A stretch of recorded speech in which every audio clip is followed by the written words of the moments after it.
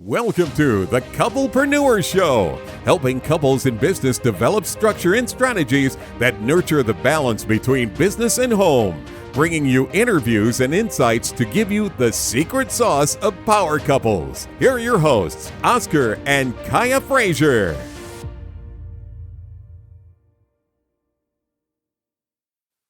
Entrepreneurs, couplepreneurs, people that are in business, people that are aspiring to be in business. If any of those things sound remotely like you, you're absolutely in the right place today. Oh, wow. You gave me room to do the sponsors today. I'm learning slowly but surely. Cool. Yeah, I'm trying my best here. Okay, so quickly, our sponsors for today are Carolina Runners. They're a family-owned trucking company. And owner-operators out there, if you're looking for an authority, please give them a call. Please check them out. You can find them at carolina-runners.com. Secondly, we have Talk Shirt to Me, shirts that speak and help you express yourself in your personal style. Check them out at talkshirttome.com. It's spelled exactly how it sounds, talkshirttome.com. Look at you using the dash versus the slash today. I got it right. You're on fire today. You are on fire.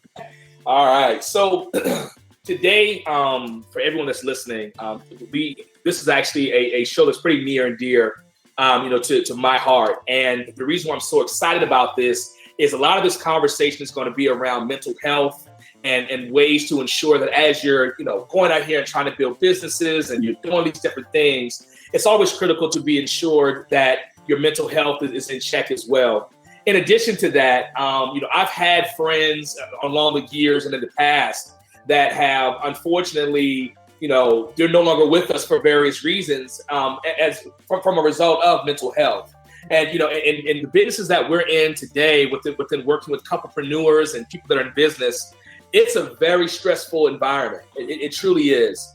And it's important to be sure that when you recognize there may be a mental health issue, whether it's something that's diagnosed or something that's pre-diagnosed, it's absolutely critical that you still have some outlets. And today, I'm so excited. And I know, Kai, you're smiling ear to ear as well right now. We've got a great guest today. Her name is Jacquil Leathers. She is the owner of 7CutzAbove, Inc. So first and foremost, Jacquil, welcome to the show. Thank you so much for being here. Thank you so much for having me, you guys. I'm excited.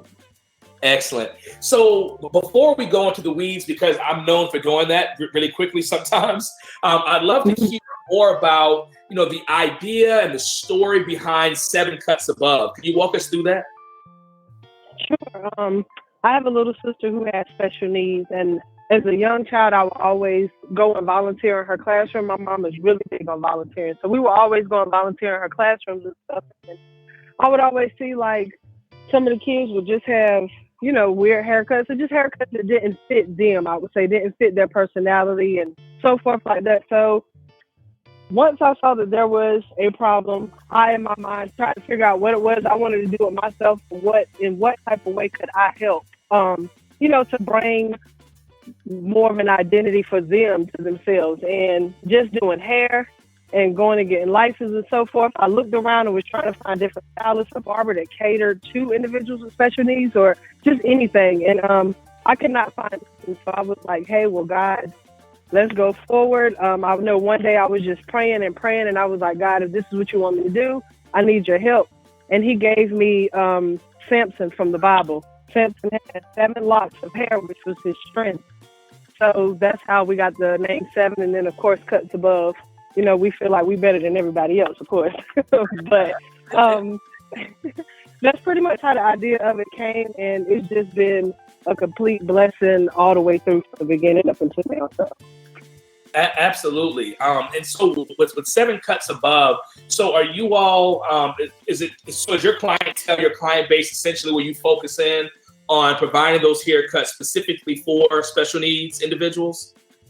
Oh, yes, sir. We started off really focusing on individuals with autism. And then it just went, people hearing about me coming and cutting hair, coming to their houses and cutting hair where they're comfortable at.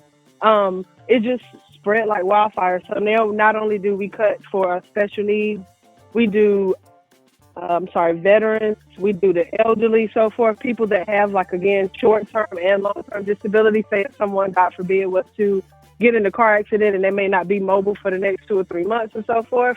We go and cut hair for the rehab centers from the hospitals here. So it's definitely branched out. We are still just sticking with the special needs population, but it's a huge branch of, who we can service and who we want to service and so forth. Jacquil, you're breaking up just a little bit. We're able to hear you, but we're getting some feedback just a little bit on your side. Okay, let me go back towards this way. Can you hear me better? The sound is coming back in now. Yeah, yes, may have been better. Distance thing. Okay, sorry about that. No worries at all. No worries at all. Yeah. So cool. Yeah. So we definitely heard the things that you were saying there, and unfortunately, my father passed away last year, June 25th of 2020. But he was a service disabled veteran, and I know he would getting haircuts and having feeling good is something that's absolutely important to mental health. And I totally can relate, and I appreciate the kind of business that you're offering to people. So as it pertains to inspiration, right? The fact that we work with and we're interfaced with so many business owners, right? Everyone's always looking for what was that aha moment? What was that inspirational moment, right? And we would love to hear what that looked like for you. That aha moment, it was just, pulling the business and stuff together and actually seeing a lot of the goals that I was going after to accomplish. Like, I've had the governor send a certificate and stuff to me just on the accomplishments of my business. So it's just seeing that we're doing what we're supposed to do in the community. Like, every day it's an inspiration to me to know that I'm going to get up, even though this individual may not be able to do nothing else for themselves today. We're going to communicate. I'm going to get the haircut or whatever it is that they need, and they're going to feel great about themselves. They may just have a good day today because of how they feel, but I'm a part of that, and that makes me feel great. You know what I mean? Just helping other people, and that's the biggest prize behind it. Like, the money and all of that stuff comes, but just helping somebody and making them feel great and just making their day good, that's the biggest prize behind it. Far too often we hear, reasons behind people going into entrepreneurship and going into business for themselves. And I really commend you and everybody out there that builds their business based off of a community need and a community drive. It's very inspiring to understand that you saw a need in a community and use that as your passion in order to build your own business and to follow entrepreneurship. So I definitely say kudos to that. There's a lot of people out there that don't know how they want to give back. They want to tie into the community, but they don't know how to get, a business or to generate revenue based on that. So I commend you able to get past that hurdle and be able to formulate something based on that. Thank you. And I appreciate that. And I'll say this too. It's all about the circle that you have around you. It's people can say, yeah, you got a couple people around you, but it dies down to the people that you got around you. Like, if you're getting more negative than you are positive, you got to eliminate yourself or them for that time or that season so you could do what you have to do. You cannot let no one hold you back. And there's a program that I have been working with since I started my company because I did not know what to do. I didn't have no other entrepreneurs to really look at and follow their steps, not that were close to me, so I went through Raleigh Score, and everything is free. When I say they will help you from the beginning to the end, and it's even to the point now because I'm doing my training program that they want me to come back and present to, the people that are starting off just where I was a couple of years ago. So RaleighScore.com, that's a place where they will help you from anything from the beginning of your paperwork, finances, building contracts, like everything. So they have been a great support to me and a great help. And you're saying Raleigh, like the city Raleigh, like North Carolina? Mm-hmm. Okay, Raleigh Score. Yep. Raleigh, exactly how it sounds, RaleighScore.com. Mm-hmm. Yeah, I'm familiar with the SCORE programs, and a lot of cities that they have those, and that really is a great nugget for business owners and those that are aspiring to do that. when it comes to like, your circle, right? A lot of people, I'm sure we've all heard that old phrase of, tell me your 5 closest friends and I'll tell you, your value, right? Kind of like where you are and what your trajectory is really going to look like, And so as it pertains to that, and if we start to spin this a little bit more into mental health, right? Sometimes mental health is not always going to be something that we can see physically, right? It may not be something that we can look at someone and say they've got some kind of a mental health issue, so to speak. There's sometimes when, it's something that can be internal that you're battling with. And I recognize as an entrepreneur, one, when you first take that leap, it's already scary enough, right? And then when you come on top of that, perhaps you got a significant other that is reluctant for you to start that business, or perhaps you've got a family member or other friends that are around you that may have some negative connotation with starting a business, right? And so, my question for you, Jacquil, did you run into any of those kind of challenges as you were getting started, or did everything kind of just align? But what did that look like for you? Oh, no, sir. I definitely had a whole bunch of challenges. Now, more so from my family's end, everybody was great, very supportive and loving and everything. But when I tried to put my business together and run out and go, like they had little small events, like little Shark Tank events in Greensboro and so forth. So when I went to present my stuff, everybody was like, oh, no, that should just be a free service. Nobody's going to do this, or telling people like, well, I'm going to see if I can get through the Medicaid program and get Medicaid to pay for people's haircuts. Like, because nobody hasn't done it doesn't mean I can't. But I've had no's throughout the entire time. Now, at first they broke me, but as I continued to go on, every no was an accomplishment for me. That's how I saw it in my eyes. I just had to change my perspective, because not everybody is going to agree with it. But when they see your plan and they're like, wow, I saw her at the beginning working on it and this is where it is, it is what it is. I hope that it's just inspiration to them. But I ran into a lot of that, and I just used them no's just, as my forefront, just to keep pushing through. Because if God gave you something and it's an idea and it's in your heart and it's a passion to you, can't nobody stop you. You just got to figure out how to get to that end point. Like, your mind got to open up and say, well, this way didn't work because they said no, but let me go left and see. You just can't stop. You just got to keep going. Got to keep going. I agree. Yeah. I definitely agree with that. Absolutely, 100%. We ran into a lot of hurdles and a lot of no's, and we even had to, decide to close a couple of our business ventures because they just weren't yielding what we needed them to yield. But each one of those were a learning experience for us. And after we closed our restaurant, which our listeners have probably heard us talk about in other shows, but once we closed our restaurant, we walked away from that feeling like, hey, we can pretty much do just about anything we decide we want to put our mind to and do. Yeah. So I commend you for not allowing no to stop you. Usually that no can open the door to a yes. So absolutely. Thank you. And I think one of the reasons why, closing that restaurant what was so important for us was around mental health. Yeah. Right. I think it did start to have like this bearing on both of us, to where it was like a lot of anxiety sort of problems, and after a while it lead to depression as well. Because when you're constantly going, right, you're constantly moving, and I'm sure a lot of our listenership can relate to that as an entrepreneur, as an aspiring entrepreneur, hearing all the steps that you think you have to take, right? So it seems like it's so far away. It seems like you got so much to get. You got to go and hurdle over before you reach your actual goal. But in actuality, once you look back at it, you'll say, well, yeah, I came a long way, but I made it through it. And I think that's what's always, so important in these sort of circumstances. Very true. I agree 100%. Yeah. And I think go ahead. I'm sorry. No, please go right ahead.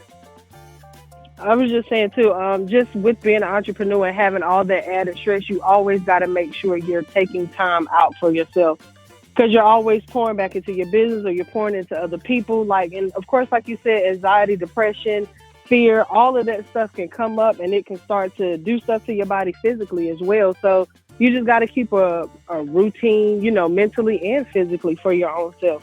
I would say that's like one of the most important things, and I wish that I would have known more about that. But of course we live and we learn, and you learn through stuff. But I wish that I would have knew more of that, had that balance at the beginning of my business and so forth too as well. But like you said, everything, it takes time to get there. But if you continue to be consistent, your time could be short with you getting to the point that you want to be at, So it's just about your perception and just sticking to what you know and not letting nobody change you from where it is you want to go. Absolutely. Now, Jacquil, when you and I spoke before, you had mentioned that you have like a training program that you have. Can you talk to us a little bit about what that training program is? What all does it entail? Yes, sir. I just created a training program called What Comes Before the Cut. And the purpose is to train barbers and hairstylists on how to service someone with special needs. I've worked in, great clips and different places like that where I've seen individuals that may come in with special needs and some stylists may be fearful of them, not understanding. So they just may not be comfortable with cutting their hair and so forth like that. So I just want to make sure that everybody is getting treated across the board fairly, that people understand also that they know this is a source of income. This is also an opportunity to be your own boss. You know what I mean? Like, it's just so much into it. And I just want people to really have a great understanding of, someone with special needs, how to service someone with special needs. And that is not too far different from just serving the general population. It's just a little bit more love, a little bit more compassion, a little bit more patience. And that's what I'm hoping to get more barbers and stylists that are licensed to become their own bosses and to just support this community a little bit more as well. I think that's outstanding. Thank you. Speechless because I just think that what you're doing is so great and so needed for the community. Yeah, I haven't heard a company like this one, before, and we've and I know, Jacquil, you don't know this, but we started our small business, I guess track, if you will, back in 2004, and we've talked to and helped, I don't even know how many small businesses. I know well over a couple hundred businesses, and a lot of them we have long-term relationships with. And so we've heard everything between a hot dog stand to an attorney's office to everything in between. But we haven't heard a barber or a stylist that's focused in on special needs. I think that is a true niche that you've got something special with that. And those that are listening, when it comes to, if you're thinking about getting out into entrepreneurship and starting your own business, this may be a great revenue stream or avenue for you. One is helping your community, but number two is also a way for you to get the training you need through Jacquil, and then ultimately start your own business down the line. Absolutely. Yeah. Most definitely. I think that's the biggest thing, is to make sure that people know this is something, this you creating your own lane. You know what I mean? And it's the first of something, but you are creating your own lane. You be your own boss. You set your rules. You set how you want your clients to be treated, and you don't go nothing under that. Like this, that's the biggest thing that I really want. Because some people are scared to go out and to be their own bosses because they think it's so much responsibility. But it's just like, just read a little bit, and just follow these steps. It's not that hard. It's way easier to be your own boss than to work for somebody else, to me, so I just want people to open their eyes up more and to care more for themselves and their legacy that they're leaving behind. So totally agree with you there. Totally agree. Now, when someone goes through your training, is it more like a franchise there where they would then start another 7 Cuts Above, or would they start their own, or what would that look like once they've taken your training? No, they would be able to go off on their own if they wanted to just start their own business and go forth and, just be mobile in whatever state that they're in. That's perfectly fine. But my training program is just going to be, it's just like another, just a regular training program where people can go through, get their certifications once they have completed the classes. So I think some barbers and stylists here in North Carolina anyway, I think we have to have like 3 or 4 continuing education hours every time we renew our license. So that's more so for what it is, but to also give them that knowledge of how to service someone and then to become their own boss. So if they want to go forth and, open up their own stuff, then I've done my job. But if they would like to come and work for 7 Cuts Above and, go to one of our facilities and service there, then that's also an option as well, too. Yeah. I think I'm kind of throwing you a hint there. You should definitely consider franchising. Yes. Franchising this, and you can get people that open up, various 7 Cuts Above across the United States, with something like that. And that's actually pretty easy to do a franchising opportunity. Okay. I'll definitely look into it more. My brain is always yeah. When I hear something that's a niche and no one else is really thinking about, that's the opportunity to brand that thing and really get it out there and start franchising and stuff. So, but this is awesome. So Jacquil, how can people get in contact with you to get your services? So they can go to our website, which is www.7CutzAbove.com. Where they can reach us on Facebook at 7CutzAbove, Inc. And we're on Instagram as well as 7CutzAbove, Inc. Okay, now are they spelling out the number 7, or are they just using the number, or they actually just using the number? I'm so sorry. It's the number 7 and then Cuts Above, and that Cuts is with a Z and not a S. Okay. Gotcha. Yeah, no worries. What we'll do is we'll make sure that we have it on your notes. Whenever we put it out, when this goes live, we'll make sure that the link to your site and to all of your various ways on social media to get in contact with you. We'll make sure that's all written out for you as well. Jacquil, thank you so much for your time. This has been a great show. Like I said, it's very near and dear to me. I've lost some people due to mental health illnesses over the years, some good friends of mine. So I know that this is a very relevant conversation for entrepreneurs that are out there. And so thank you again. This has been outstanding. Very powerful, and keep doing what you're doing. Thank you guys so much. Thank you. All right. Thank you so much. Take care.